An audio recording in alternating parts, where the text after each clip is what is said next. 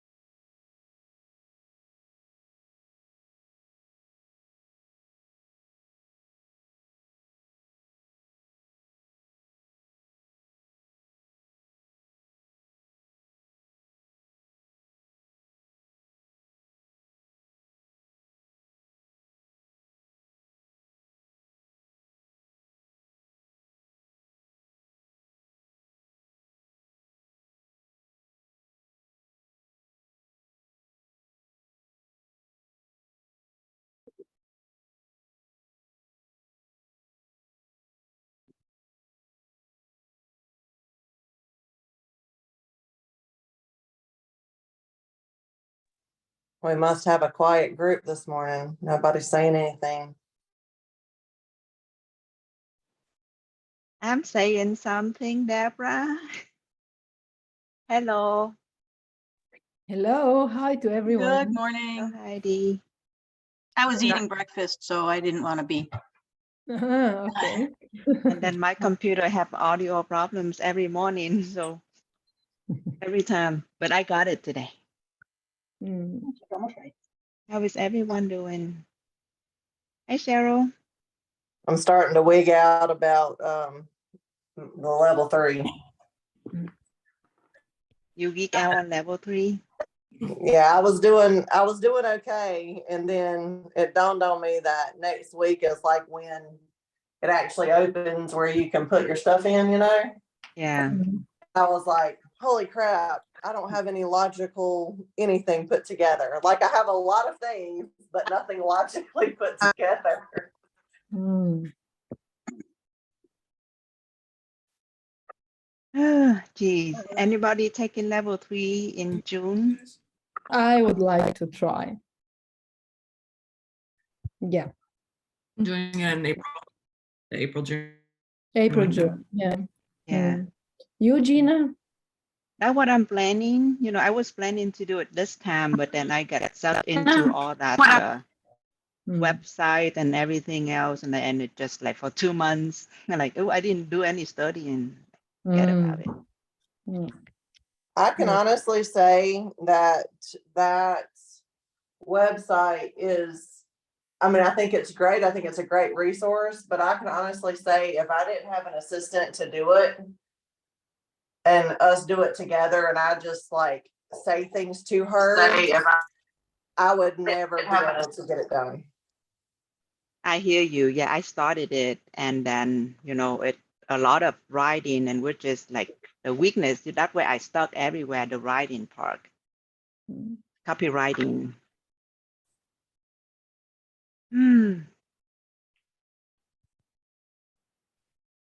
So in one respect, I'm glad I did it, but in the other respect, I wish I had just hired somebody and said, hey, this is what I want. Can you just make it happen?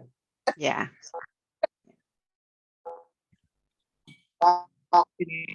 Yeah.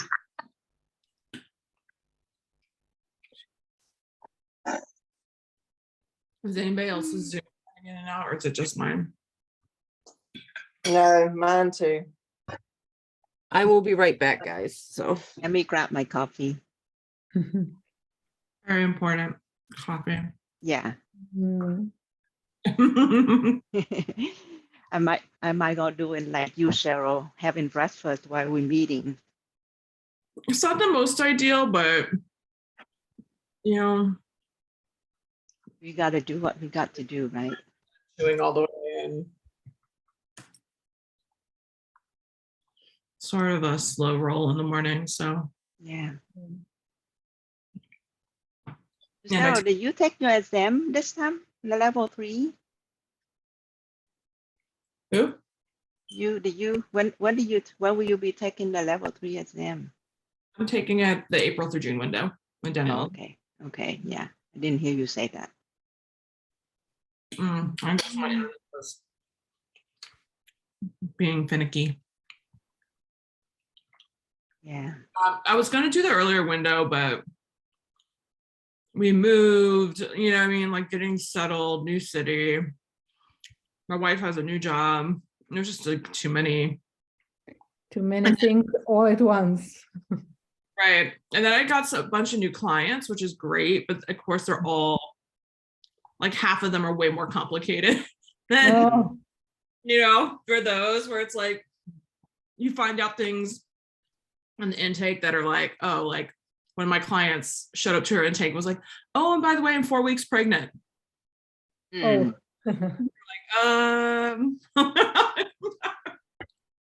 Mm.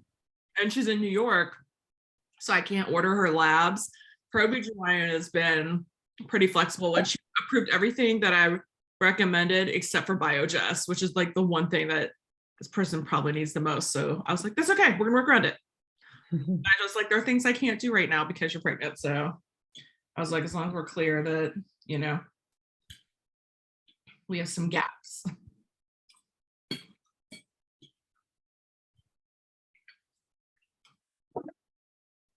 But I have a new client coming in, guys. That, man, she was a recommendation from somebody I know who's a psychologist. Yeah. And she just sent me her supplement list because the chiropractor's been doing it. She's got like 30 things. And then the chiropractor didn't want to collaborate and didn't want me to have control of her supplements. And I was kind of like, I'm not comfortable with that. And I just flat out told her it. And then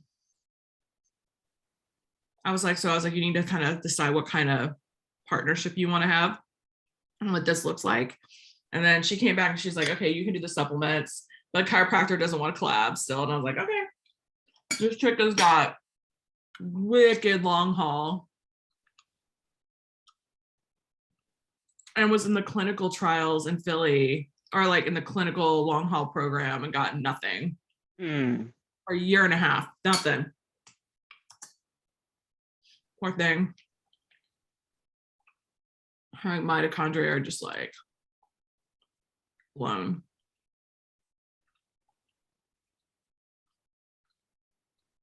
How many patients are you working with, the new one now? You got, I'm at 10 clients. wow. All of them like new, haven't doing like the initial consult. Congratulations. Thank you. Yeah, great. Congratulations. Thanks. All a variety of up and down. But out of those 10, I have actually one who canceled his last session, hasn't been showing up, hasn't responded to my last 2 emails. She's gonna do laundry, so when yours is done, switch it. So I'm not sure what to do about that dude. all right. Oh, one of those days. How's it going?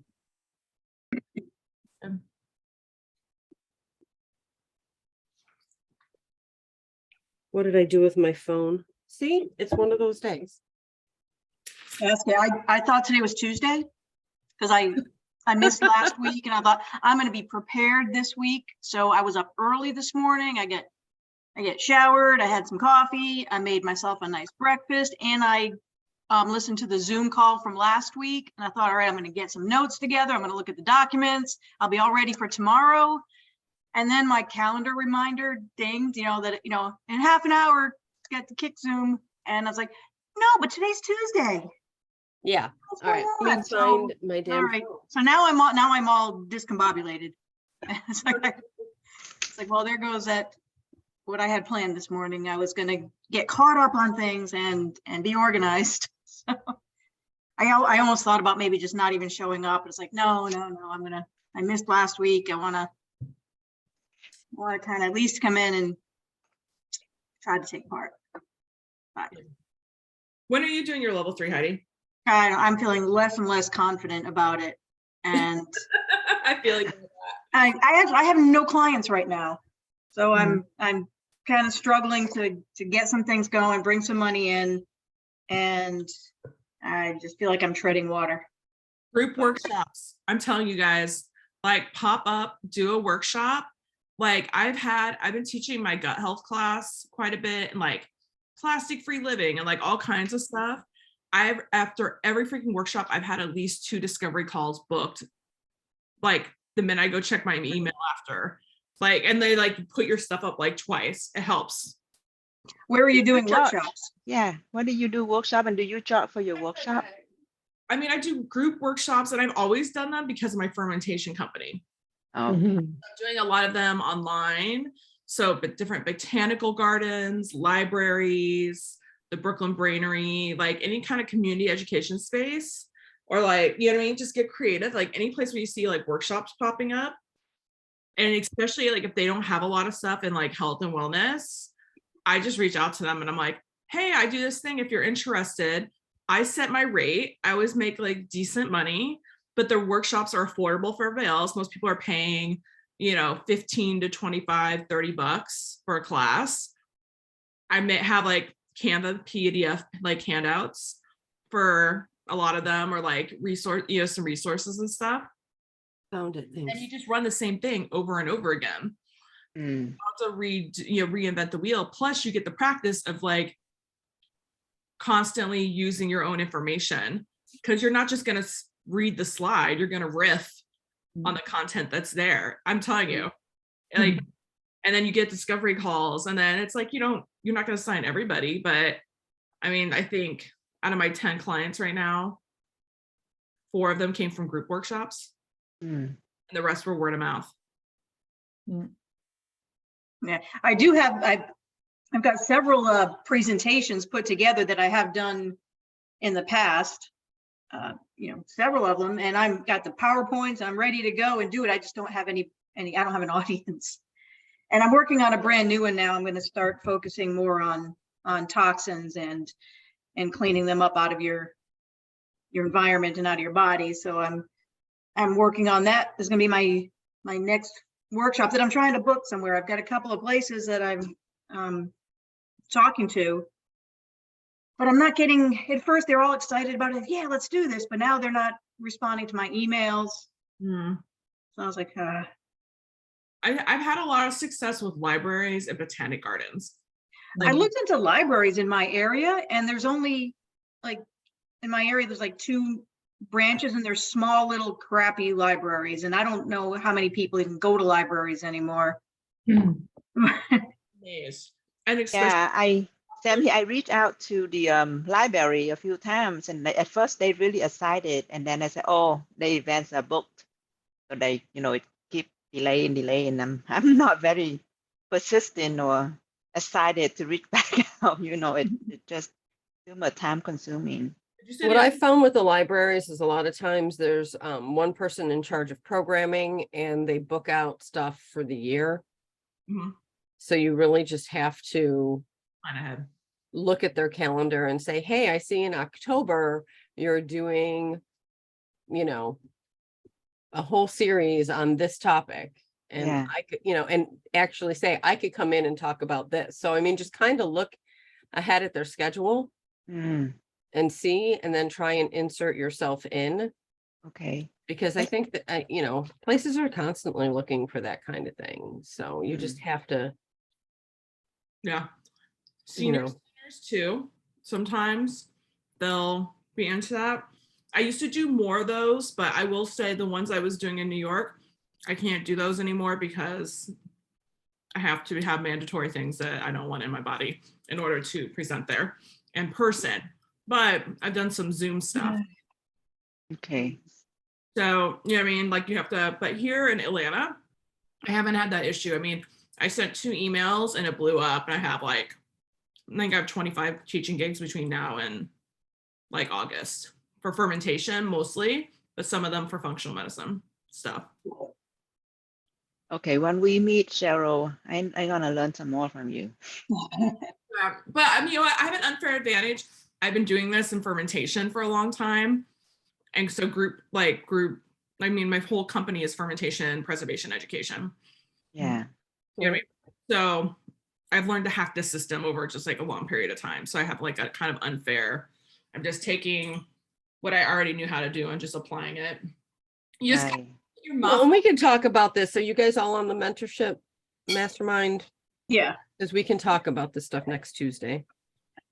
And Oh, get when into is the case. mastermind for the group? Is it not on Friday? It's not on Friday. We decided because we were trying to push it back on Friday, but then it started interfering with like Shelley getting her son up, you know, home from school, and things like that. So we moved it to Tuesdays at 1 And to keep it every earlier week? in the day. So it is on Valentine's Day.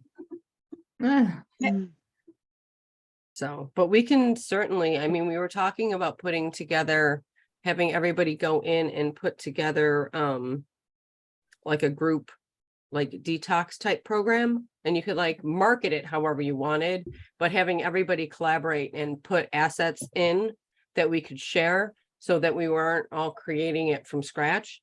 right.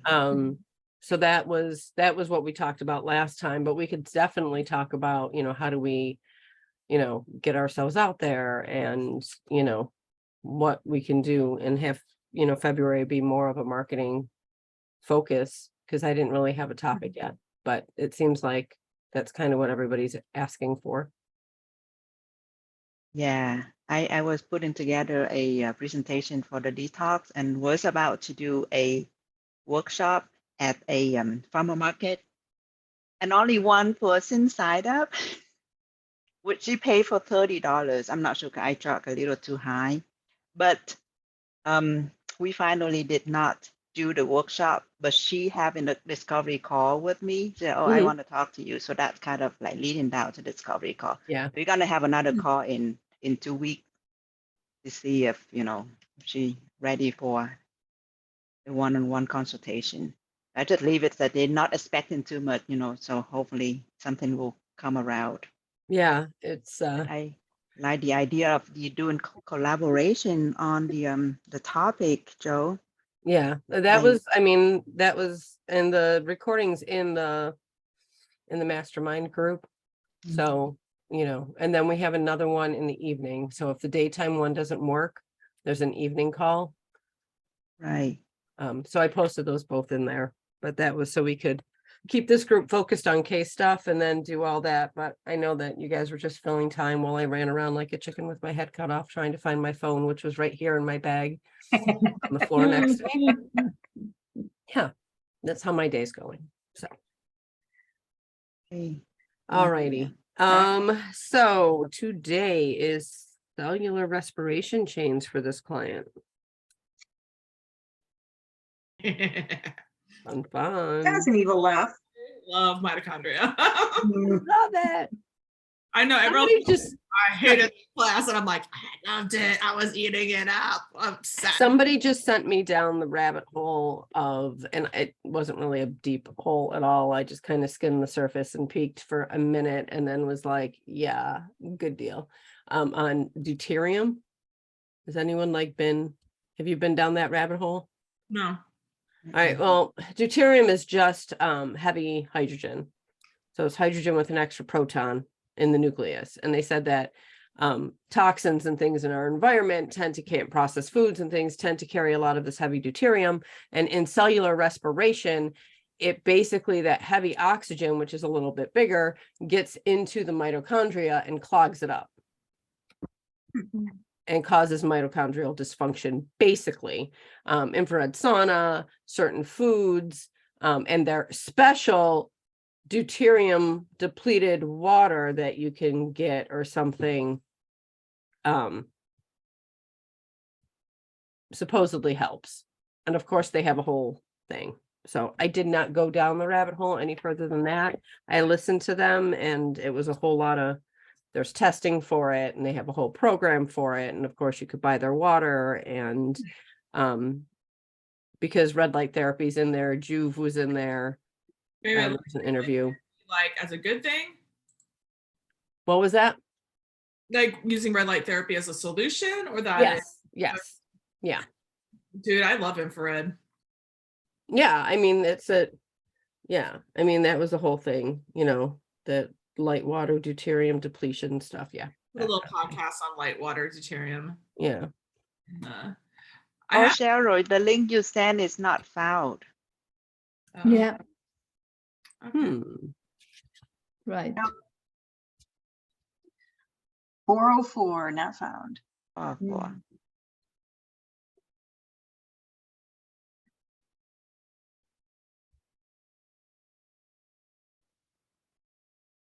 Is it like, is this it like in the same family as like live water, structured water? Yeah. I don't know. I like I said, I only ask because I had posted my my body scan results and someone was like, you should look into this, and then sent me the page. And because I actually I filter my water through a Berkey, but I restructure it on a crystal. yeah, I have my bottle. I have a hydrogen bottle that puts more hydrogenates it, and then my Beamer structures it. So I could do the same thing. Yeah, I just have an organite disc, and I fill up like a half-gallon jar, and then I just sit it on the disc, and I let it charge. I put a pinch of like minerals in there or salt, and then I just let it charge, and then we just pull from it, and then we refill it. Do the same thing, let it charge while that air's filtering. So it looks crazy, but you can see it. You can see the water. It's like thicker, right? Like, yeah, mine like bubbles and stuff, and mine doesn't bubble. And then it definitely looks more viscous or like has more body to it. I don't know. I think there's a lot of really cool stuff, and you just have to kind of pick and choose what works for you, and you can't do it all. And so that's kind of how I feel about the whole thing. Guys, I got the smart meter off my house. Yeah. Oh, I mean, there's just so, I mean, I think about that too. I go down that hole sometimes and I'm just like, I mean, my router's right here. No. Is that why I'm having issues? You know, like right here on the other side was where our meter is on this side of my office wall. And I'm so EMF sensitive. I was like, nope. You have to pay $19 a month more in Georgia, not have a smart meter, but at least they'll take it off. And what I did is I actually went and put my own padlock on it after the guy left. And I was like, you're not putting this back on my house. Take that, New World Order. All right. Split into two groups and make some chains. Their metabolism. I know it's smaller because everybody's working on their level 3, and Deb's still here. Yeah, so proud of Deb. Doing both. You're doing both, and the website and the business card. Don't be proud of me until I actually pass, because who knows? I just feel like this stimulates my brain a little bit, because in the last week, I have found that every time I sit down to do my level 3, something with it, I'm so over it. And like after an hour, I'm like, okay, I can't put in the same amount of time. It's like, I'm tired of looking at it. It does become overwhelming. Like it just really does. Like you just gotta. Right. It's like rip off the Band-Aid and submit it and do it. Gets to that point. I think the more you stare at it and try and tweak it, you just end up overthinking it. And I got into that hamster wheel and I just had to, it was bad. Anyway, here we go.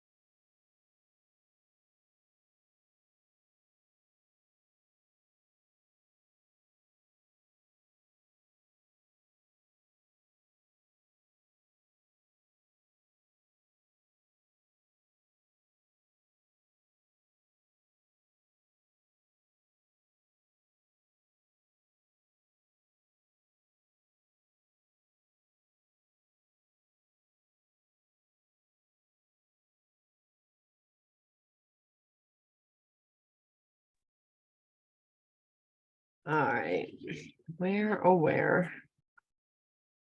I still haven't like figured out how to go in between all my windows on a Mac nicely.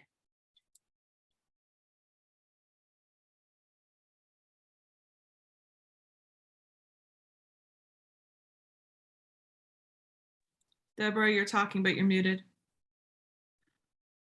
I tried to use my Mac in my photo shoot, like for the indoor pictures, like the office pictures. And I don't use it very often, but I'm starting to try to. And it kept saying no more windows. Like it wouldn't let me open up. And I was like, what the hell does this mean? I was so frustrated. I still don't know what it means. I just put it away. I was like, let's just use my iPad. I was like, I need to go just take a really quick course on just some basics of the Mac, because I mean, for 45 years, I've used PCs, and switching over. I mean, I feel like I needed to when my laptop died, but I'm having a learning curve struggle.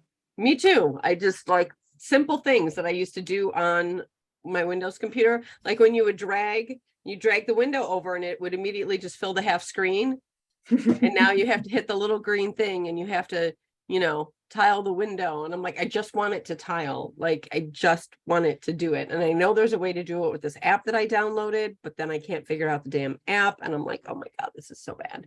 There's supposed to be just a hotkey for it. And I'm like, it's that kind of stuff that keeps me crazy. But anyway, so I shared, how many are you guys Cellcore reps? I know like we are, but Gina and Danielle, no? All right. I wonder if there's a way for me to condense. I've signed up to start getting their emails, but like I haven't even looked at anything or done anything with it. It's like, Right. I kind of signed up like. I don't know if I can like share. I don't know if somebody wants to afterwards, I can play the cellular. Maybe I can just play it here and share my screen. If you guys, it's 18 minutes on this chart, the cellular energy production chart. Okay. So there's a little 18-minute video on it where they explain this. And if that would be helpful to anyone to watch. Of course. Can you put a link in our group? I can put the link, but if you're But not she a Cellcore doesn't think rep, it's going to work. I it's see. not going to work because- if you're not a Cellcore rep. I see. Because it's in their training. Okay. Okay. But I mean, like, guys, I pull this out all I the would time. totally watch it if you will do that. I will totally stay on to Right, watch so it. let's 'cause share I our think it- chains. Me And too. then I will run. We'll try. Yes. We'll try. All right. So I can share the first one that we did. And if you have the second one written down, Deb. Okay. All right. So the first one we had was the use of propranolol and duloxetine both inhibit the coenzyme CoQ10, which is needed to transport electrons and hydrogens in the electron transport chain from complex 1 and 2 to complex 3. This impedes the creation of ATP and decreases overall cellular metabolism, which leads to the symptoms of fatigue, poor focus and concentration, and irregular heartbeat. Wow. Whoa. Can somebody write it down afterwards? Because telling that you, was- This chart. it was We so used that quick. chart and it was amazing. Like it's the first time I've ever understood cellular metabolism. Yeah. Even I Yeah. have to say, guys, like even if you don't use Cellcore as a product, because it is pricey, like I'm just gonna be fair, like there are lots of other binders out there that are really good. I'm into options, but even if you can get an account and just go into their educational resources, including like their forms for like environmental toxicity, their forms for like mitochondrial dysfunction, Lyme, heavy have metals. really good. Like I've learned a lot of extra stuff, and especially about mitochondria and especially about drainage and like getting people's detox open before you clear them for big stuff anyway. So it's kind of worth it because like we get some of it from Tracy, but like taking that and combined with what I've learned here on Cellcore. Well, and sometimes I love Tracy, don't get me wrong, but sometimes you just need to hear it in a different way presented by somebody else. Right. Yeah. That's why sometimes in this group, when somebody else goes, oh yeah, but it's this way, and you go, and the lights just come on. Right. Mhm. And you're like, oh, I never thought about it that way. It's just having somebody else, right? Having it come out from somebody else's mouth. Sometimes it's like, oh, that's what she meant by that. Yeah. Because in her, I mean, we do it to the kid. If you've raised kids, you know, like you say it 7 times from Sunday, right? And you're explaining it to them. And then your husband comes in and says it a different way, and they go, oh, and you're just like, Yeah. right? I mean, you're just like, dang it. Have a good day at work, baby. I'm gonna be late.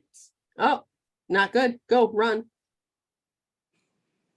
All right, so the other one that we had Yep. was a vegan lifestyle coupled with medicines that decrease a vegan lifestyle lacking of B12 coupled with medicines decreasing B6, which are gabapentin, propranolol, duloxetine, and loestrin, along with duloxetine decreasing B2, results in inadequate nutritional intake of B6, B12, B2, and biotin deficiencies, as evidenced by her suboptimal B12 of 452, her suboptimally high MCV of 100, her suboptimally low hemoglobin of 12.8, which are needed. B6 is needed for the conversion of glycogen to glucose. B6 and B12 are needed for the red blood cell formation to give oxygen to the Krebs cycle. B2 is needed for the conversion to pyruvate to acetyl-CoA, and biotin is needed in the electron transport chain. And then time was up. Yeah, then we ran out of time. Yeah. So we couldn't make it sound all pretty, but That's as far as we got on our second one. So what'd you guys come up with? It's gonna be good. Ours is similar, but it doesn't sound as scientific. we more I to like with couldn't the remember bone. the names of the medications that you called out, but we kind of have a similar path. We started with a vegan diet, combination of alcohol, vegan diet, and multiple prescription drugs and birth control pills that would be completing her CoQ10 and B vitamins.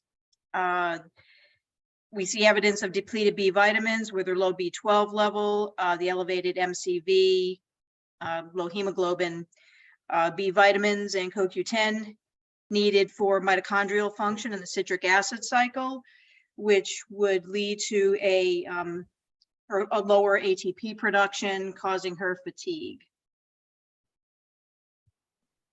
So I think that was the first one we got. right. Yeah, that was the short. first one we worked on. Thanks to You Gina, know, had that mostly all worked out for us.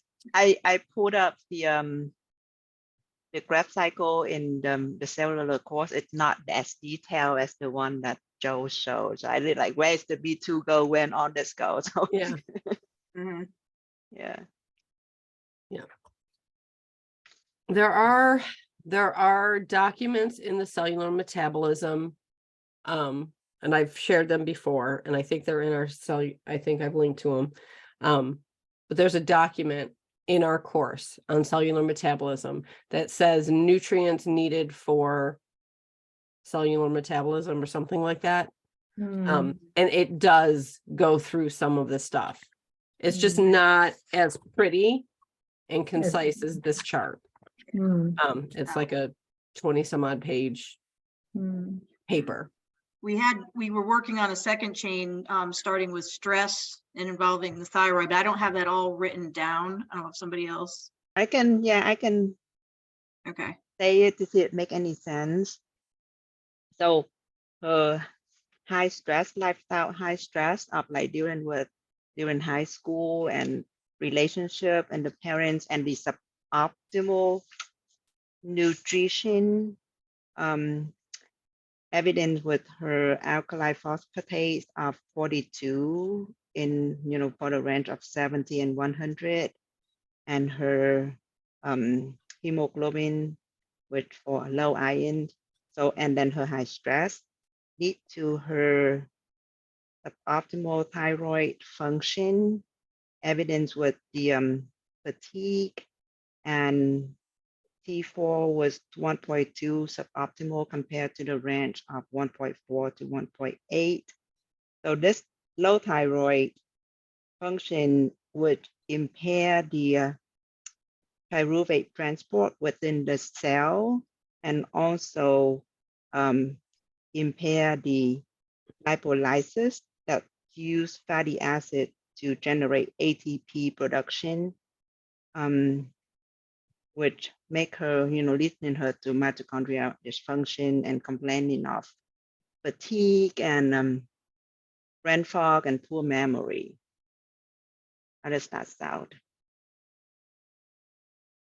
I love brain fog. Just Brain kidding. fog. I like when it feels like somebody took socks out of your head one day and all of a sudden you look up and the world looks totally different. Like it's all in Technicolor, but it's just that the brain fog finally lifted. Yeah. Yeah. I think you might need, instead of just saying it, you might need some mechanisms in there. So the saying it just, like- mechanism I'm thinking is that the pyruvate transport within the cell, is it a mechanism? Yeah, but how does, I mean, like, I don't know, maybe. I don't know if that was my only thought, was that. Well, I'm looking at pyruvate. Like, how would low thyroid impair it? Like, what happens? What is there Right, a that's what deionase that takes something out? Like, how does the thyroid impair the pyruvate? I mean, you just said it impairs it, but how? I have to look into it. Right. Okay. Saying it doesn't make it so. So it's like, okay, pyruvate. Or maybe So. I just take out that pyruvate, but instead of like, Well, no, I mean, you would just have to, I mean, there's some mechanism there between the thyroid and that, and I'm sure there in the thyroid course that it says something about it, okay. right? I mean, that's we just gotta like, I mean, that's just a fancy way of saying low thyroid causes low pyruvate, right? Sluggish thyroid, sluggish everything, without actually saying that it's impaired because this is why. This is the connection between this thyroid and this thing. Okay. Yeah. It just seems like a leap. I'm not saying it's not true. I'm just saying Right. you might need a little bit more. It just seems loose. When I'm making these changes like this, in between, can we connect with like the gut issues, so that because of the gut issue, because of stress and the gut issue, and it making the nutritional levels was suboptimal, and you go through that gut and then go back, link it back to the cellular metabolism? Sorry, in the kick pearl, it is written, hypothyroid function impairs pyruvate transport, reduces lipolysis to use fatty acids for ATP fuel, and lowers insulin sensitivity, all of which interfere with mitochondrial function. Okay. Yeah. Oh, I looked into it. And Okay. I know like JC Note doesn't really explain much on that. I mean, if that's in the course, then that's probably fine. I just didn't know if she goes deeper into any of the, and I don't, that's the thing, like, can you go into the chain? Like, can you go into the course that we had on chains and put that in there and say, is this sufficient? Like would this be a sufficient cellular metabolism chain? Okay.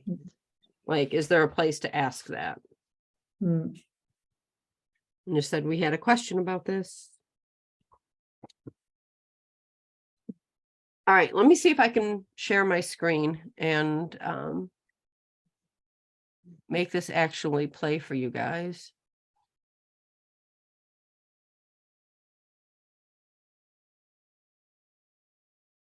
Hey, it's Dr. Schmidt. So this is one of my favorite posters. It's about mitochondrial function Yes. and ATP production, Yes. which is energy in the Yes. mitochondria. I'm going to explain this to you. It's going to be really easy to understand. I'll make it bigger. Absolutely fascinating. And first thing I want to do is show you that this is a map, right? It's not a bunch of words and paragraphs and chapters in a book that have no pictures. This is one big picture, and it's a map, and you follow it. And as you follow through, then you can read the words. And as you gather up words that you understand, it'll make more and more sense. And when you don't understand, you have to look it up. But we'll just go over this. It's very easy. So just follow me on this, just bear with me. And I'll read the words. I know it's might be hard to see or whatever, but don't worry, I'll speak it. So the first part up here, this says glucose and this is pyruvate. So between glucose and pyruvate is a process called glycolysis, which means Hey, Joe, can you pause it for a second? now Okay, does his chart look like your chart? Yes. Yeah.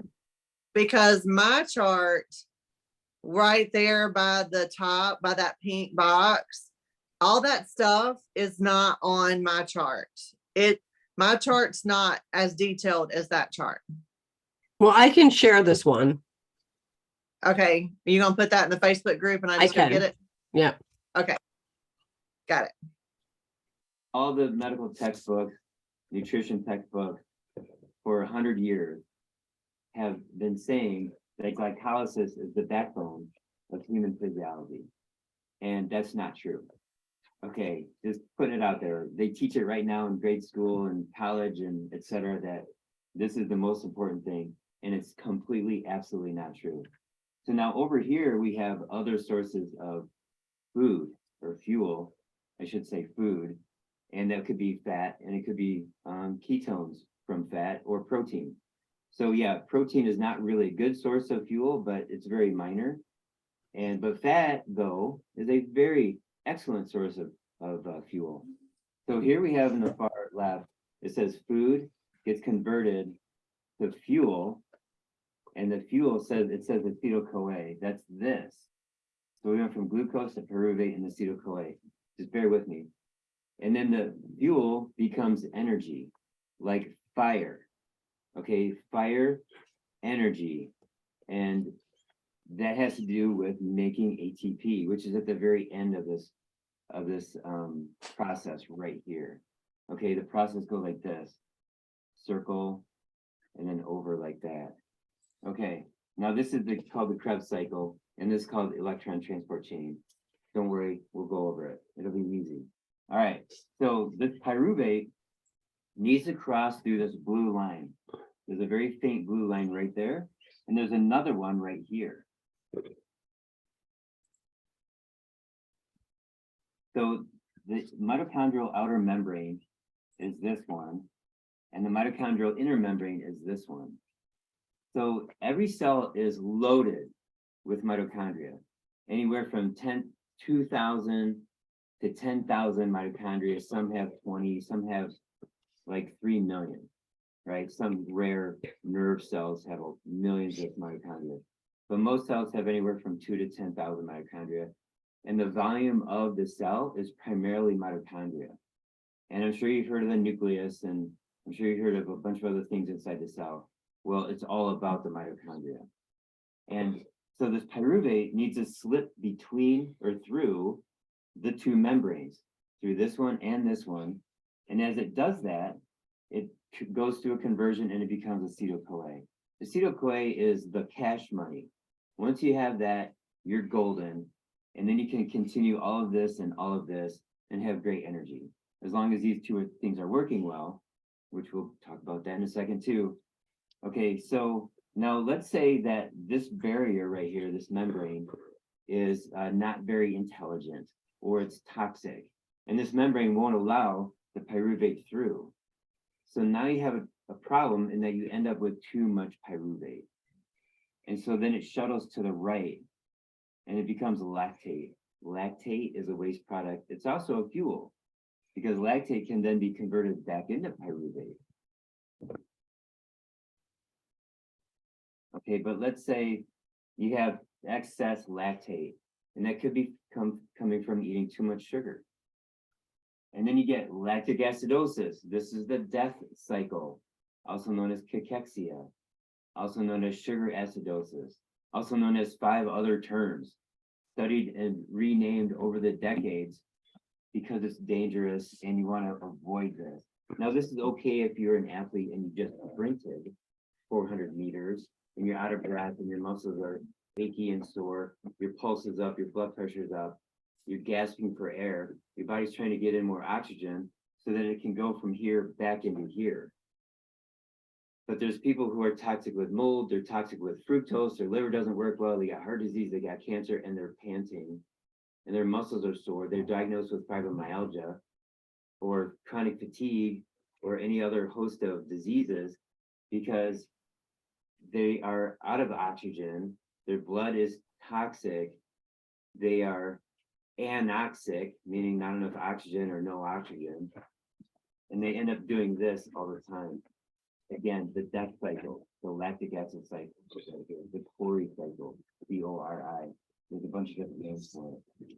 So the point is, keep the pyruvate going through to here, or you can bypass this whole system of glycolysis and pyruvate, and just bypass that by getting into ketosis. That means you're here, and in 2 steps, you're here. You don't have to worry about all the waste products from glycolysis, the sugar ups and downs, hypoglycemia, diabetes, fatty liver disease, et cetera, et cetera. Just do ketosis, boom, like that. Now, some people have a hard time with that, but it's a goal. If you have a hard time getting into ketosis, it's because you've been doing something wrong for a few decades, eating the wrong diet, maybe working a job that's toxic. Now your body needs a little bit more coaching with the diet and other exercises, if you will, to get ketosis going. Okay, so now you're in the Krebs cycle. You're right in here.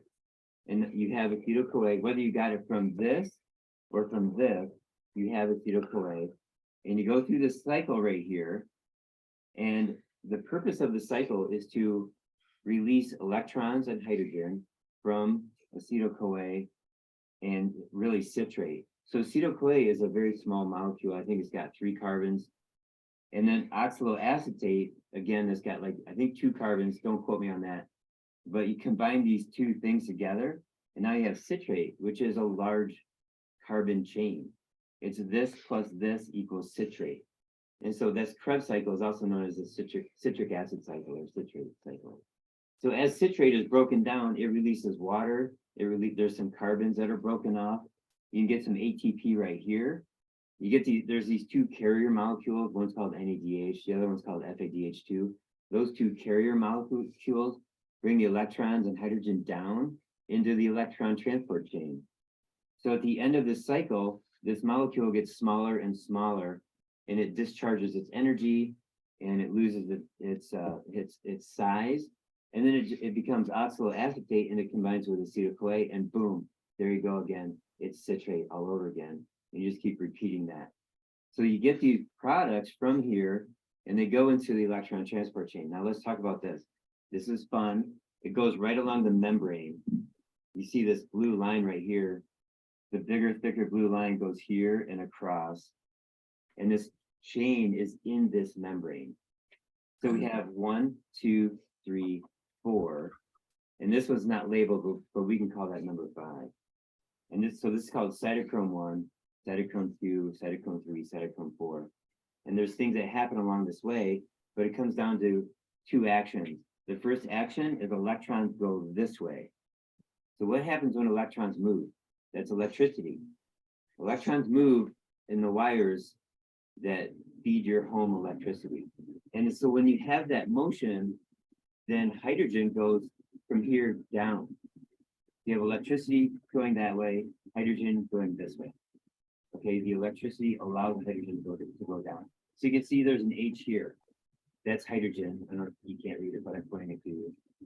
And there's an H here and an H here, and there's an arrow that goes through complex 4 or cytochrome 4. There's an arrow that goes through cytochrome 3. There's an arrow that goes through cytochrome 1. And now you have a collection of hydrogen between the two barriers. Okay, again, here's the thick barrier, and down here is that thin barrier. It goes all the way like this. So it demonstrates that there's a collection of hydrogen all in here. And the mitochondria are doing that. It's called mass action kinetics. You just have a lot of movement of a lot of things, and they compile, and then they squirt out. They squirt this way up through this. It's called the ATP synthase. This is a nanomotor, and it spins 9,000 times every minute. And one hydrogen will go up for one cycle, and one cycle gives you one ATP. What is ATP? Adenosine triphosphate. Tri means 3. Phosphate stands for phosphorus. If you have phosphorus in your hand, in the presence of oxygen, it glows. It's fire energy. Napalm is made from phosphorus. Phos means light. Pho means light from within. Pharaohs are like the gods of light. So there's this etymology of that word. The origin of that word. Pho, all about light. So phosphorus is fire energy. So when you have a lot of hydrogen, then you get a lot of energy because you need the hydrogen here. And when you have a lot of electrons, again, you get a lot of energy because you need the electrons here. Okay. So now the major components of the body are 3 things: carbon, hydrogen, oxygen. Hydrogen is the source. Those 3 elements are 96.6% of your body. And then you have the electrons. And if you have carbon, hydrogen, oxygen loaded with electrons, tons of electrons, it's like a superfood. It's actually it's a carbohydrate. It's the simplest nutrition. Is CHO, carbohydrate plus electron. Now there is such a thing as CHO with hardly any electrons. It's like dead sugar, right? So you want, this is why people want whole food, organic vegetables, because it's a CHO with lots of electrons and photons from the sun, because it was raised in the garden. Now the whole purpose of holistic healthcare is to load your body up with the ingredients I'm talking about. And electrons in particular is a very intriguing subject, and people are doing a lot of things to gather electrons into the body. For example, sun tanning can do it. Grounding yourself, meaning walking on the soil barefoot, for example, that can do it. Using a laser, like a red light, cold laser, that can increase your electrons. Exercise, and of course, whole foods, including good meat and vegetables. This box right here talks about where do you get stuck, and it says statin drugs that can damage this process, and especially with CoQ10. Right here, it's a little tiny truck, and right here, I'm sorry, and right here. These 2 trucks, it says CoQ10 right on them, and they carry electrons and hydrogen from cytochrome 1 to 3 and from 2 to 3. Statin drugs block the cells from making CoQ10. Loss of CoQ10 paralyzes the electron transport chain, causing a cellular deficiency in ATP. Decreased ATP production causes muscle and joint pain and loss of overall loss of well-being. The next box here says lactic acid. That's this, I already explained that. You eat too much sugar and your liver's not converting lactic acid out of the blood back to pyruvate because your body's toxic, your liver's not working well. You have a fatty liver from drinking too much pop. Then you end up doing this instead of all of this. And here it says heavy metals. They can block these biochemical processes and chemical toxins. So picture this. You have step A, B, C, D biochemical pathway in your body. So it goes like this: A, B, C, and then you have a toxin right here, and you can't get to D. D is over here. A, B, C, and then there's a stop. So the idea for a long time was add nutrition, adding supplements, good food, nutrition supplements, good food, and now you have enough nutrition to spill over the toxins. Then you get the last step of that process of that biochemical pathway. So the better idea is remove the toxin. And then you have A, B, C, D, just like that. Here we have deuterium. Those are the red hydrogens right here. See the red dots all around here? Those red dots, those is called deuterium or heavy water. They break these ATP synthase nanomoles. They want heavy metal or heavy water to get in there and stop the spinning at 9,000 rotations per minute. And then you just have a dead nanomotor. You don't have any ATP. So where do you get heavy water from? You get it from water. You get it from foods that are high in water. It just naturally occurs there. It's okay to have heavy water in your body in other locations. You don't want it inside of mitochondria. So the product from Cellcore Biosciences that removes heavy water out of the body is called mitochondria. I gave a lecture once on Sir Hans Krebs. I already had his biography. This is 1932 to 1937. Those are the years it took for him to figure this cycle out. And the challenges that he went through to understand how your body was working, they already had this pretty well figured out. They had this figured out, and these guys were fighting with these guys, talking about how important their studies were for humanity. But they got to a point where they realized there was something in the middle, some kind of intermediate metabolism. And it was all on Sir Hans Krebs. If anybody's going to figure this out, it would be this guy at that moment in time. It's a fascinating story. These other physiologists, you know, they work for you. This is Otto Warburg. And the best historical nutrition book I've ever read by Sam Apple, Ravenous, Otto Warburg, the Nazis, and the Search for the Cancer Diet Connection. They knew by 1913 that the main cause of cancer is fructose. And the nutrient or chemical, I should say, that perpetuates cancer is fructose. They knew. I don't know why it stopped. Sorry. Well, I should say that perpetuates cancer is fructose. They knew that by 1913, and it was ignored because everybody loves sugar. And then here's Claude Bernard, another physiologist, and Emil Fischer. He's the guy, he's a physiologist that figured out that fructose, you know, it clogs up the liver and it causes heart disease, metabolic syndrome, etc. Not that he knew that, but he knew that it was the main cause and continuation of cancer was fructose. Emil Fischer is kind of the father of laboratory nutrition. He figured out what is a starch, what is a protein, what's an amino acid, what's a carbohydrate, what's a sugar. And he described all this stuff, and he used chemicals in his lab to figure this stuff out. And there was one in particular that was very dangerous, but nobody knew it. And by the time he was in his 60s, he was so sick, he ended up committing suicide. That was 1919.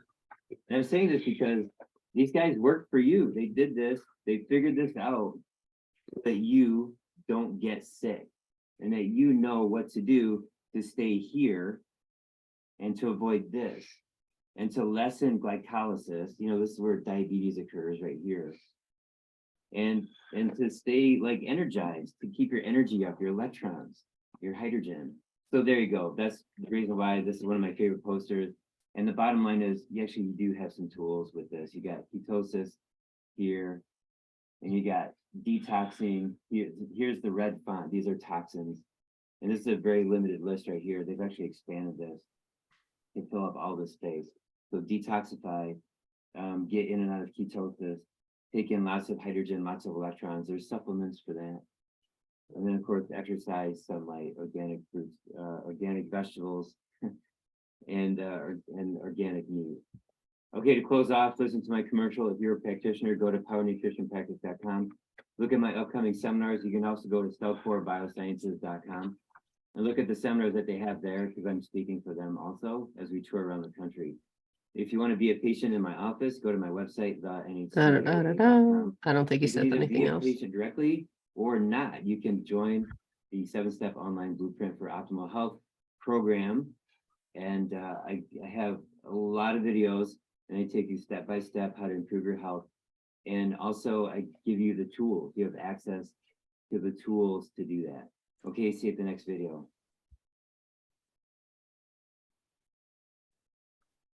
Okay. Thank you, Joe, for sharing that. Thank you. That was a nice Very helpful, explanation. very interesting. Yeah. Yeah, like I said, sometimes you just need it explained in a different way. So I will upload that chart because that one was obviously not in focus. It was focused on him, not his chart. And, you know, even when I print it, it's really like, can't see it. The words are tiny. So it's nice when you have the PDF and you can blow it up.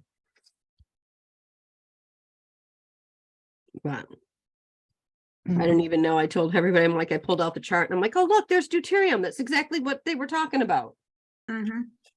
Heavy water. Yeah. So they do, like I said, there's that. I think that their whole shtick on the video that they sent me for the Centers for Deuterium Depletion, I think is what yeah, I think it's CDD, whatever, was that they sell water that's doesn't have the deuterium in it. Or a machine to do it or something. I don't know. But the ones that distill the water, whatever. Doesn't that? I have no idea. Like I said, it was another practitioner that hopped on my post about the Zenith because I did my body scan and I thought it wasn't working because I switched the dates. So my arrows were pointing the wrong way. And I spent like 3 days, like all sad at myself. Like, I can't believe it's not working. Everybody else is losing weight. I'm getting bigger. What the hell? And then I realized I compared it in the wrong direction. Oh my goodness. Total blonde moment. Switch the signs. Sorry. So anyway, I just posted it because people are like, how you doing? How you doing? How you doing? And I was just like, for 3 days, I was like, I don't want to tell you how I'm doing because it doesn't look good. And then I realized everything was the wrong direction. So in 10 days, I lost like 1 inch to 1/2 inch on parts of my body. Or like in one day, once you get it switched around the right way, you went from one day being looking really bad and then the next day all of a sudden you're doing wonderful. I know. Well, my husband said, he goes, you look different. And that was my impetus because until then I was like, I'm gonna wait because I know like you're not supposed to see anything till month 2. And I'm like, so I'm just gonna wait, I'm gonna wait. And then it was approaching like that, you know, I switched from the first bottle to the second. And right before he did that, he said, you know, is this that new stuff you're doing now? Like, cause he always goes, what bandwagon are you on now? Yeah. I'm like, you don't understand. Like, I get like 20 bandwagons a day that I could hop on. And just because I jump on one like every other month, like I mean, seriously, like, guys, how many things cross your desk on a daily basis for you to like try out or research or do this and people contact you? And it's insane, isn't it? Yeah. It's crazy. I will say I'm having a little bit of a love affair with the website for Dr. Jockers. Mm-hmm. I learned so much in simple ways. Mm-hmm. I just put 2 of the things in the chat because on ketosis and like ketosis cleansing, even for short periods, because it's like, I think for some people like short-term keto can be a really good solution. It's like long-term keto, I have a lot more questions about, but and then women, totally different ball game with like, even with like intermittent fasting and stuff. But I was looking into like alternative ways of doing like keto cleansing or like keto resets. Mm-hmm. Both for myself, but also for a couple of my clients who have like really bad mitochondrial damage or like, you know, are having like major immune system flares, stuff like that. So I'll be curious, like what you guys think. Yeah, I did keto for about 3 years and really liked it. It worked really well for me. Now I'm just kind of back and forth with it. And I'm not trying to decide, should I do more keto or go more paleo, or I don't know where I am. But when I was, so Joe, your client though, you said is keto. And I was wondering if she's read the book by Will Cole, Ketotarian, which is how to do a nice, clean, healthy vegetarian keto diet. I have no idea. She's now because she's been so sick.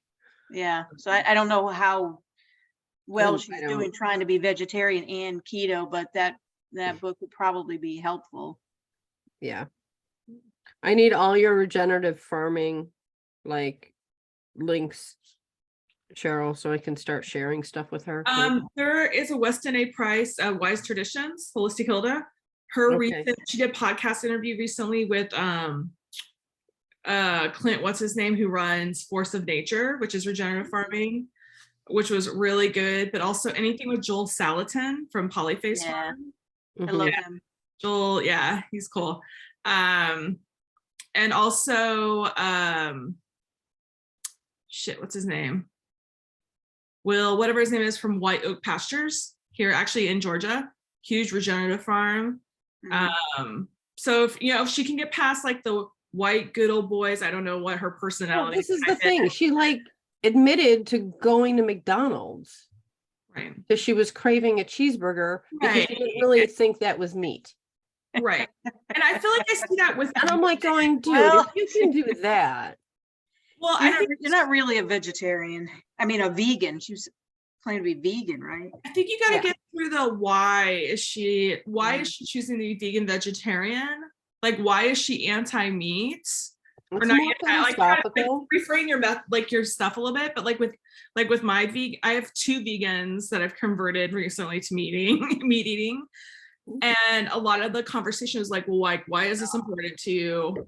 What is it about, you know what I mean? Like, so there were people like me who, I was a vegetarian for 15 years, but a lot of it was, I didn't like pasteurized milk. I just didn't like it. And it was always being forced on me and made my stomach hurt. But then also my parents just didn't know how to cook meat. So it was like, it was a combination of like, I didn't like how the animals were being raised, but it was also a combination of like, I just thought it was gross. Right. And when I started buying good meat and I started learning more about like good farming practices, and how like putting nutrients back in the soil. Right. And also when you go to farms like that, like the animals don't smell. They literally are like smiling, but for some people, they're very animal sensitive. So you have to you're going to have to figure out. Right. Well, I mean, it's a feeling thing. She thinks, she stopped eating shrimp because she found out shrimp have feelings because a shrimp saved a fish from a net by chewing through the wires and released the fish. So I would maybe shrimp are smart and I can't eat them. So I would maybe go from the place of, but we need animals and good animal farming to make the nutrient dense so that we can have healthy plants. Right. Right. Well, I mean, it's the circle of life, right? You can't. Yeah. And also like we're gonna get there. Right now she's kind of in crisis, so yeah, we're working through that. And obviously I'm not a doctor, so like I can't, I mean, you have to get yourself stable enough, right? However, whatever's going on. Get her feeling better first, and then you can go into, go down rabbit holes after that. Yeah. Yeah. So right now we are just so in the place of, let's get you not having diarrhea every day. Right. I will say though, like I don't know, things that worked for me was the conversation also of like, not just well raised, well cared for animals, but that part of ethical eating of meat. And that's what I say. If you're going to choose to take a life of an animal, the ethical component of learning to honor the entire animal, honoring its life, but that also means learning how to use all the components of the animal, not just going and buying chicken breast with no skin on it. Like, you know what I mean? Like, so that's how I was able, that was a big part of how I've been able to transition a lot of my people. And I don't push them at all. No. I'm like, this is an inward decision. You need to look inwards. You need to feel spiritually good about it. Like I give them all the juju and I'm like, exactly. I mean, you can't, it's just like not believing in a medication or a supplement or anything. Like you have to believe that what you're doing is beneficial and right and helpful and all of those things. Well, and she might even be open to like organ meat capsules just based on like hey, this is discard. Nutritional discard from well-raised animals that not everybody else always eats. This is being like, that was a big thing for Anthony. Like when I got him to start doing like organ meats and even like the Mega IgG 2000 from like Microbiome Labs is bovine blood. he's a spiritual vegan, like he's a Buddhist. But the one thing was when I started getting him thinking more about like honoring the whole animals, also rescuing like what other people aren't using. That was big for him. So I don't know, maybe those things will help, but yeah, I would just say, yeah, like, and also now they're trying to like greenwash what regenerative farming is. Of course, fuckers. Right. Well, because you know, we need to plant our Hamburger. meat and what was that, Gina? Oops, sorry. I didn't know if you were trying to contribute and they talked over you. Guys, I don't know about you. I Okay, don't let me mute. I turned off my video, but I forgot to. Okay. I can't tell you how many times a day I kind of just like yell these fuckers about something. I'm like. How did that post end up on SAFM? I haven't checked back. I only saw 3 comments. Oh, I'm surprised they didn't take it down.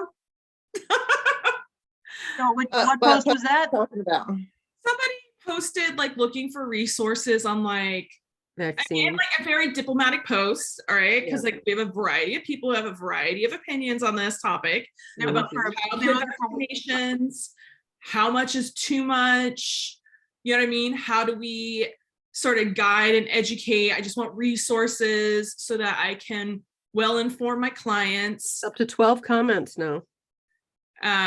You know, which I mean, and I get it, you know, I mean, it's not a pro-anti conversation, but it's like, we have to be able to have the conversation. And, you know, there are people, so we weren't sure, Joe and I saw it, we were like, ooh, how is this going to go over? Just because Like like I said, I'm just popping popcorn, man. right. I do not have the bandwidth right now. I just posted 2 books that I thought would be helpful. And I was like, I can post these 2 books and feel good about this. And When was this posted? I need to go look for it. Because every time I post something, it gets taken down, or like one comment gets made and then they stop comments. Yeah. Right. So that's why I'm shocked when I looked this morning, it was still up there. Cause I was kind of like, I wonder, I was just curious to see what other people are saying. But you know, I'm like, can we just diplomatically have this conversation? Like, again, different people have had different experiences. You know, it's like myself and Joe have an experience with vaccine injury stuff. You know what I mean? Like, that's real. We can't ignore it. You know, and that's not necessarily the case for everybody. And I think it's good, given the amount of stuff that they're putting in kids, to be having the conversation of what is a good way to go about doing this that is not at the speed at which it's happening, or other, or modified, however we all want to look at it. You know, like I know that there's so many strong opinions, but right, like, let's just have a diplomatic conversation. Let's dialogue. I like dialogue. Yeah, and I understand some of the reasons why some of the things are like it on the forum, but that's why we also have our own groups aside from that, so we can. But you know what? They're constantly botching off everybody. Like, I don't even post in the forum anymore, pretty much, because I just get shot down, and I'll spend like an hour putting something together. And like really, and then it's like, I feel like it's rigged, and it's like certain people are allowed to post and other people aren't. And I know I'm not the only person who feels like that. So, well, I just feel like everything I actually want help with, they don't want to help me. That's the thing, you know. I mean, if I didn't feel like I needed help with it, I wouldn't ask. And I mean, I get the whole self-promotion thing, but honestly, if someone's looking for a mentor, or they're looking for someone who has experience, and the person has time, you saved me time from not having, because I mean, I'll be honest with you, I took screenshots because I couldn't get anything. So I took screenshots of all the SAFM people's names that were members. And then I went one day during a CE, because I was only half listening, I'll be honest. And I looked up every single person and tried to stalk their website just so I could gather some data, because I didn't even know where to start or what to do. Right.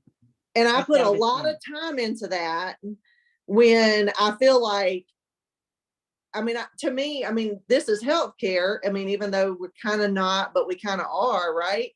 And in all of the professions that I know that are healthcare oriented, you do the program and then you go do practical experience with people who are doing the work already. And you learn some tips and some tricks and you're just not thrown to go figure it out yourself. And I feel like that's what we're thrown to. We're thrown to just go figure it out yourself without that mentorship piece. Yeah, that's why I so appreciate being in Jen's mentorship. But again, that's a whole nother set of money. It is a whole nother set of money, and I wish it were, and I wish somehow SAFM would have that track in there. And I think that's what they're kind of trying to do with the different inter semester trainings with like Dr. Salyer and like the different people that they have on, showing like how they set up their practices, how you do this in an actual medical thing. How do you do this if you're an entrepreneur? How do you do this, right?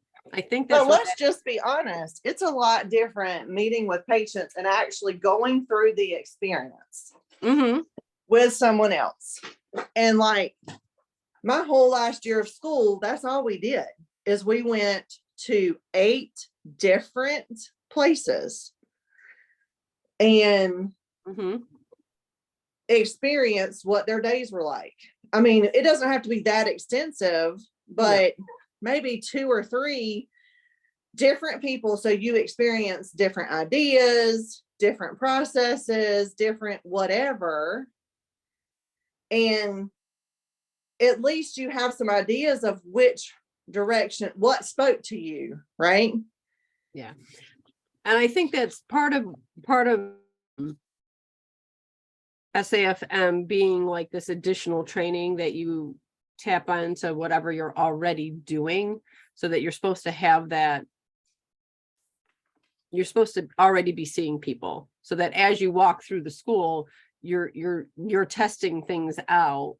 But I get your point. Like for some of us, we don't have time to do all that. I still have to work, you know.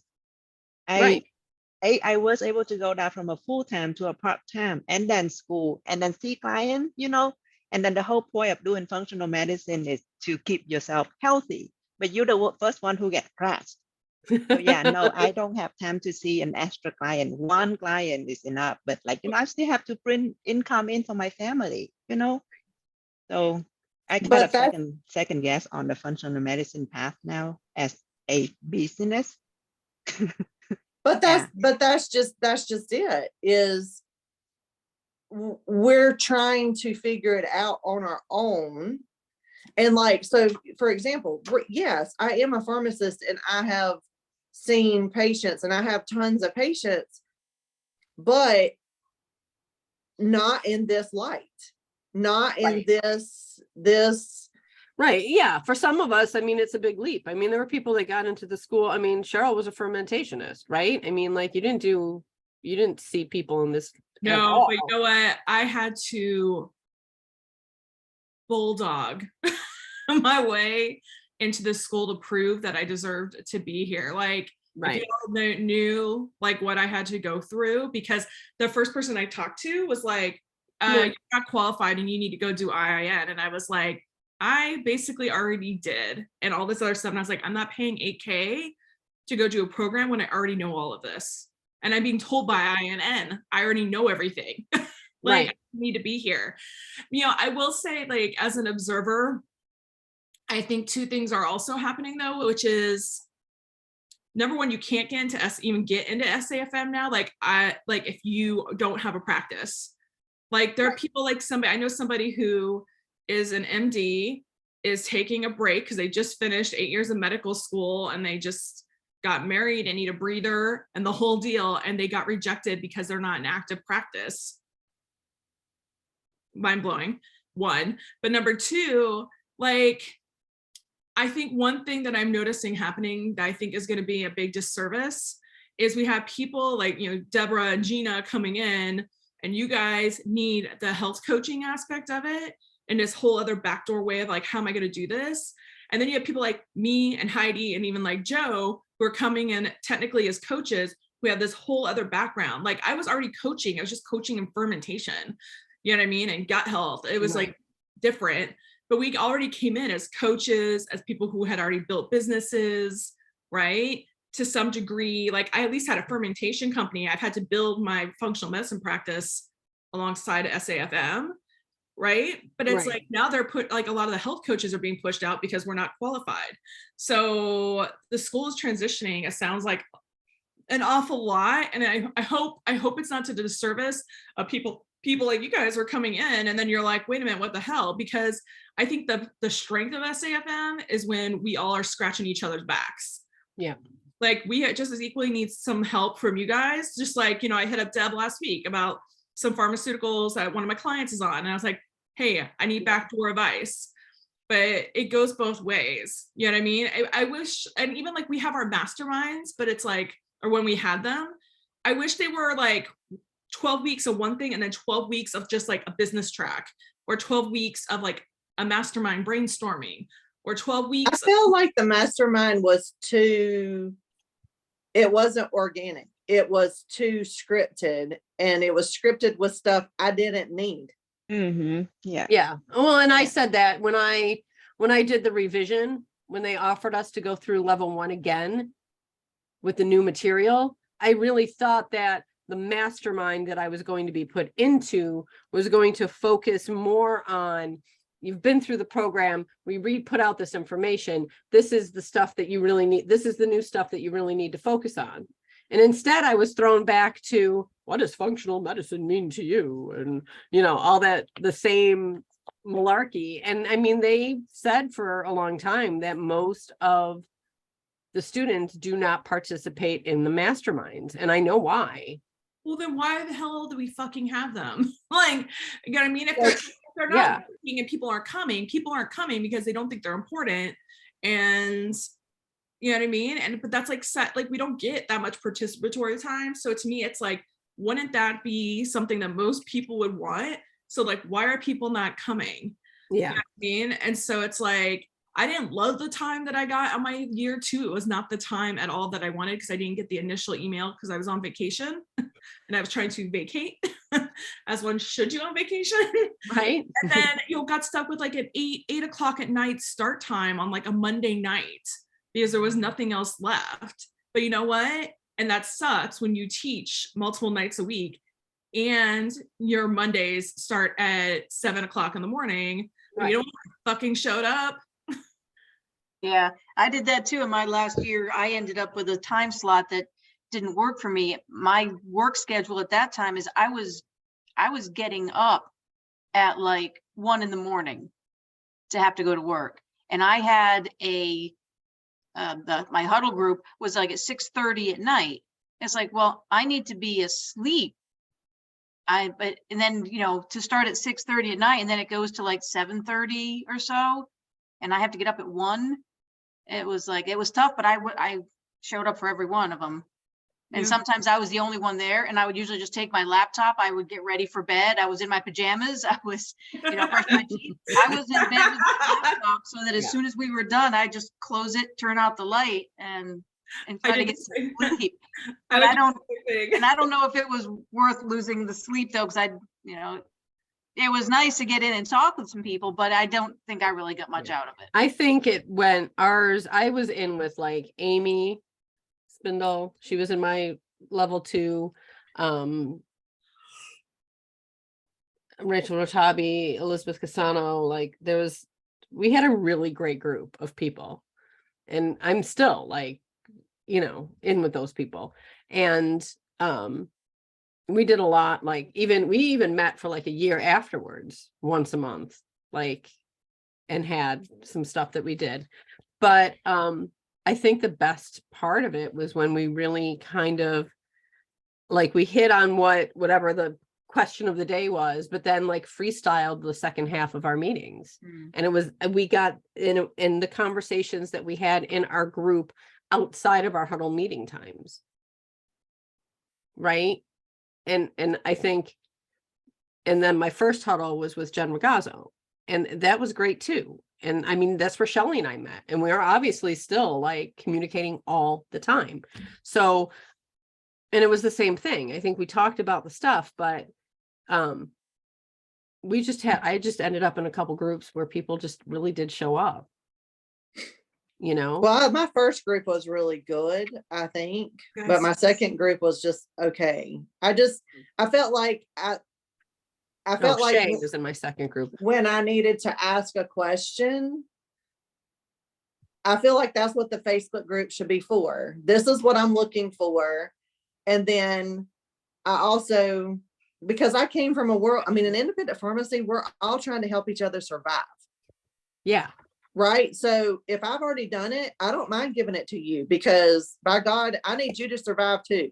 Like, exactly. And I just don't get that feeling in our group. I just feel like until we met, right, with this mastermind. And honestly, when I joined this group, our group, y'all were talking so far over my heads in the beginning that I was like, I don't know if I should really be here, but by God, I'm gonna just hang on until I catch up, you know. But glad you hung on, Deb. I appreciate it. Yeah, look at you now.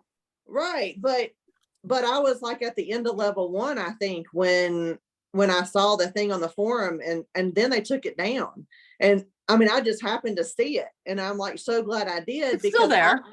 I get stuff all the time. I think I just got maybe 3 people last week. It's just buried. Oh, got you.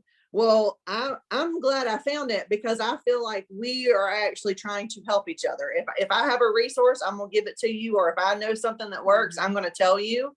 Yep. And that's what I've been looking for. And I also felt like my mastermind person leader apparently had a whole bunch of things that we were asking for, but she said the school wouldn't let her give it to us, you know, like because that falls under that whole self-promotion thing or whatever.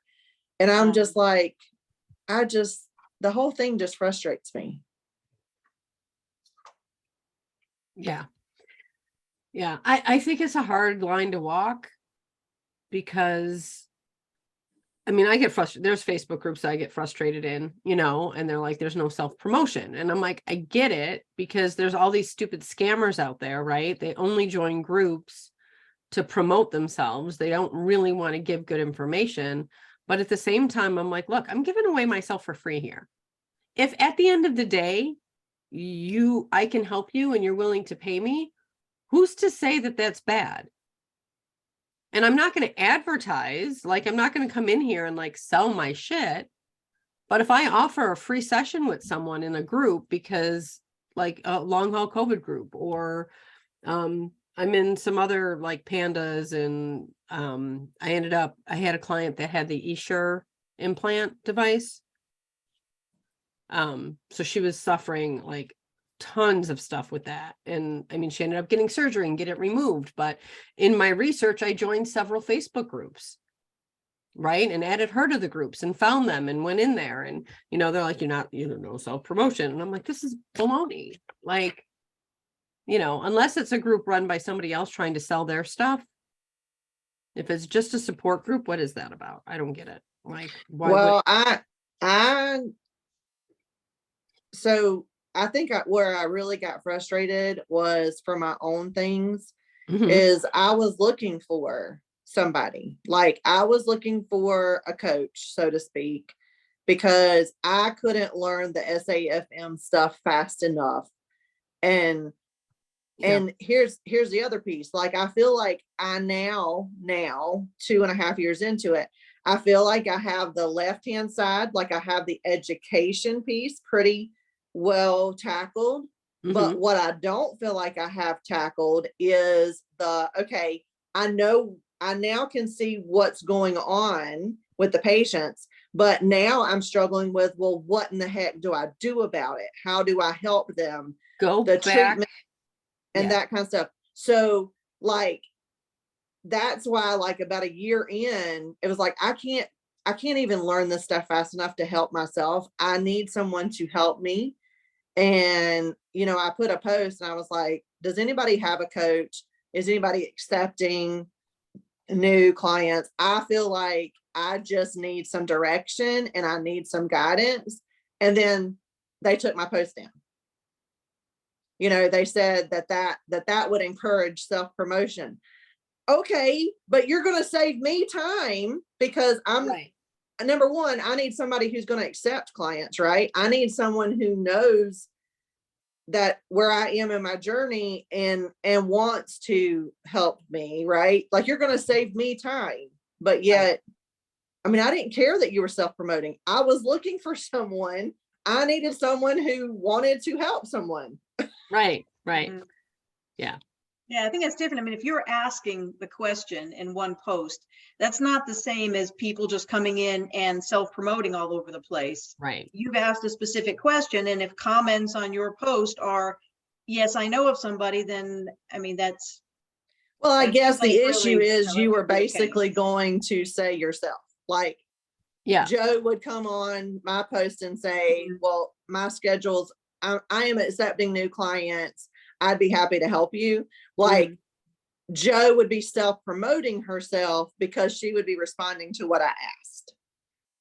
And that's why they took it down. But I swear, everything, like the very first thing that I tried to put on there is I had a patient with eczema and they really weren't interested in, I filled a prescription cream for her for a steroid. And mom was like, I kind of did the whole spiel of maybe changing the diet and that kind of thing. And like, mom didn't think that they would be interested. So my very first post on the Facebook forum was, I have a patient. She's had longstanding eczema on a steroid cream, not really interested in diet changes right now. What other suggestions could I give? Like that, and you know, and then they wanted the whole health history. Right. And I was like, but you don't understand that this is the environment that I work in every single day. We're not at a point where they're ready for that. I'm just wanting to give them information to help start getting. You just want to bait the hook. You want to bait the hook. You're baiting the hook. Like, if I could give them one thing other than diet that would maybe open their eyes to functional medicine, what would that be? Right. Like and a nutrient supplement or something. And they just totally was like, we don't have enough information. And I was like, but this is the work that I do every single day. Like, I'm seeing, you don't understand what my patient relationship is. Yeah, exactly. I'm not coming to this as a coach. I don't have a full intake. I just have someone coming to fill a steroid prescription. Like, it's, and they don't want to be on it and they want something else. So anyway, when you were talking about, and I've shared this slide before, so, but this is literally how I walk people through. So I'm just going to share my screen again, because this is the beginning of, this is on my step back form that I use. I don't use the map and all that stuff. I use this form. So when I work with somebody, I literally, this is like, I walk them down this path. And we start, I mean, and I decide, I mean, sometimes we need to bring some stuff in earlier, right? But I mean, I literally start with diet and hydration. Like, that's our first month together, really digging deep into and doing the diet and looking at what they're taking in. And is that sufficient? Is that causing, you know, what in here is causing most of this dysfunction, you know? And we talk about, this is what I'm going to walk you through. And it's going to seem so simple, right? Like, drinking water seems so simple, but there's more to hydration than just drinking water. And we're going to really do a deep dive into your hydration. When do you eat? When do you drink? How do you drink? What kind of water do you drink? What kind, you know, like all the things. I'm not just going to say, do you drink enough water? Okay, check the box. Like, we're going to talk about everything that goes into hydration and have a deeper conversation. So when I'm working with someone, I'm not like, you know, I'm not talking to them about their chain. I'm not saying, oh yeah, well, you're, you know, this is this. I might say, I'm seeing some nutrient deficiencies because of your lab work. And if you want to go down that rabbit hole with me, I'm willing to like shoot you a little video about what I see, but I don't want to take up our time together talking about your numbers. What I want to do together is ask you some questions and have a deeper conversation. So all my interactions with my client in my sessions are going deeper. And then any of that stuff is in handout form or whatever. Like if they really want to geek out on stuff, I'm like, I'm not opposed to sending them this chart. Like, you want to know? Go for it. I mean, but some of, it's rare that I have clients. I mean, like when I'm working with another practitioner, like if I were to answer your post and you were to hire me as your coach, yeah, shit, I would send you this, right? Because you understand, because you speak that language. But most people don't. Most people, I'm talking about, how many times do you go to the bathroom? What color is it? Are you peeing? You've increased your water intake, but now you're running to the bathroom 20 times. It's not getting in your cells. It's just going right through you. So we need to look at electrolytes. Well, I take some electrolytes. Well, what kind? Is it high in sodium and not high in the other things? Because most of the electrolyte crap they have on the market, oh no, I drink Gatorade. Well, that's not electrolytes. Like that's not what I'm talking about. So it's getting into that deeper stuff, right? I mean, and it's just simple. I just walk them through and say, okay, we're going to work on this and we're going to work on this. And we're just going to walk down the bottom of this pathway and we're going to find out what goes into the diet, what's going into your hydration. And we're just going to walk down this pathway, and you're going to tell me how your symptoms are changing. Right. And that's the learning for them. Okay. So this week you asked me to change my water intake. This is what's changed in my symptoms. Right? So now I know how water and hydration affect my symptoms. I've learned that as a client. That's valuable. So, I mean, as much as I love the whole functional medicine and all the fancy connections and all that stuff, I mean, when it comes back down to it, it's just simple stuff. Right. And it's not, I mean, and it's just, it is. I mean, even the coaching calls where Tracy's breaking down cases and going all fancy, it still goes back to, they need to, tweak their diet. And if they're not going to tweak their diet, then you have a choice. You either get your diet and your hydration right, move your body and regulate your nervous system and breathe correctly and see what disappears, right? Or we're going to have to take pills to fill in the gaps, right? I mean, if you're not going to eat meat, then we're going to need to, something's got to give, right? You need to take those, liver supplements because your body doesn't get it from plants. I don't care. All right. Well, I got ahead. I appreciate. Does that help? Yes. Yeah. I mean, I do. I feel much better now. Right. Yeah.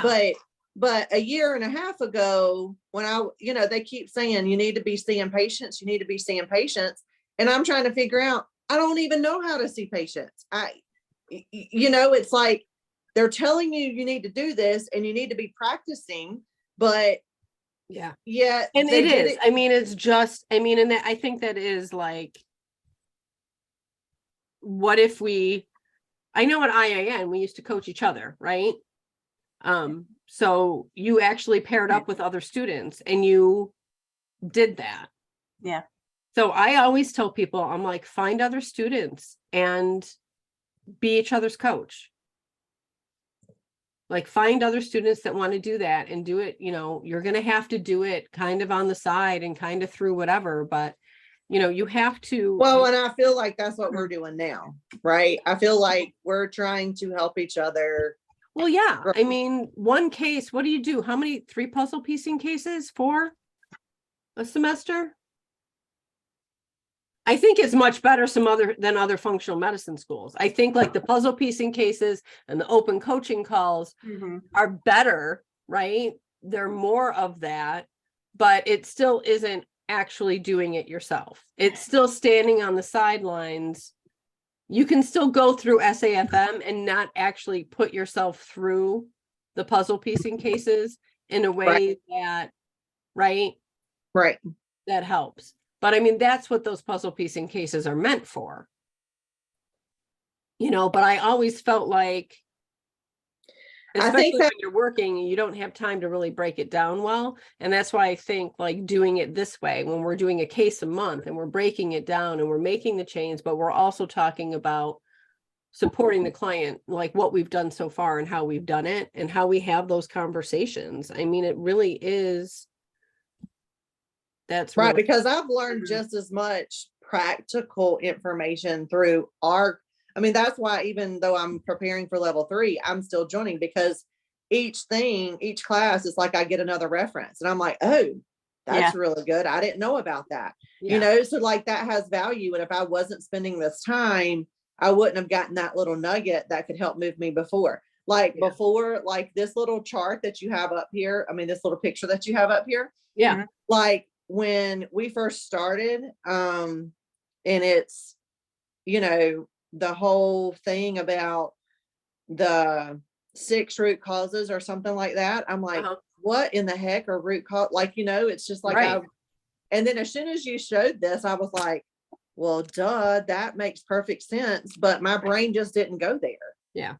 You know, and leading into this is the crap food, stress, and toxins, right? That, you know, and in all the ways that happens, which is different for every person, right? Which, you know, and then there's like the whole emotional piece and spiritual piece and like how that's weaved through here is all things that, you know, trying to figure out like how we support each different client. And I think it is, I mean, Tracy's right. You need clients and you need to get in the pool, but when you're not getting them, that impedes your learning and impedes your progress. And how do you fill that gap until you're comfortable putting yourself out there, actually asking? Well, that's what I'm concerned with. Like, I didn't want to have patients and I didn't know what in the heck I was doing. Right. Right. I mean, so all the patients that I had previously were just like people that I was just like, hey, can you just fill this form out for me? I need it for school and I need to just to do some practice. But like, I never had appointments with them or anything. It was just like I was trying to write that stuff out. But I felt like if I could sit in with you or sit in with somebody, this was my last post that got taken down. You know, I was like, hey, I just want to observe what someone else is doing, walk through the whole process, you know, and again, I know there was some in there with Tracy and she has the things in there with like the calls were recorded or whatever. Yeah, the puzzle piecing cases, I think. But like to me, there's conversation. So like as a pharmacist, when I would be at another pharmacy, after we would do something, then there would be dialogue between me and my practitioner person that I was shadowing about why they did it this way, why they said this, why they did this, or I've tried these other methods. This is what I found work. See, that's what we're missing. We're missing that dialogue because we don't have any one-on-one dialogue with anybody to explain. I think that is one of the lacks in having this online education, right? But most of our practices are virtual. So so you could, like, I mean, you could literally, there should be no reason, like you don't make people, but like so I have students now. I have pharmacy students now, and I signed up to say I will accept students to teach them. Right. So it would be the practitioners would sign up and say, I would be happy to have someone to teach. Yep. You know, and so, you know, it's only the people who want to do it. You don't make everybody do it. It's only the people who want to do it. And then, you know, I just sit in and for example, the coach I have now asked me, they had hired somebody in their practice and she asked me, she said, is it okay if this person sits in on our call? And I, of course, was like, yeah, sure. Right. And I have patients all the time. They know that I have pharmacy students. Like, it's just, you say, hey, I have a pharmacy student. Is this okay? And I have never in 20 years had somebody say, no, I don't want them sitting in. Or I don't want tell a student, no, I didn't want them stitching me up after the first student botched up my incision. I was like, no, I need you. Like, this is sensitive. It was during my labor, right? And I had an episiotomy and tore or whatever. And she was like, I'm gonna have Right, to-" but and I was just like, no, Mhm. no. but you Yeah. would have been fine if the person was looking or you know, Right. sitting in on the Right. session. They were there and I'm like, yeah, they can Right. be in here, but they are not putting a needle in any part of my body. I'm like, someone with way more experience is going to fix that. Well, at least they asked first. Well, the first time they didn't, and I was, I mean, after Well, my and I feel like in most of our healthcare, they don't ask. The person's just there. Yeah. But I'm just saying that I think that would help us all gain some confidence and help us, because now I do feel confident to put myself out there. But I mean, they were saying to do this after like the first semester. And I was like, number one, I don't have the time to add this to my plate. But number two, even if I did have the time to add it to my plate, I don't know what I'm doing. Right. So yeah, I mean, I totally get that. All right, guys, it is All right. 11:10. So this is gonna be a long recording. All right. Bye. All right, we'll see you later. So, see ya. Bye. Bye.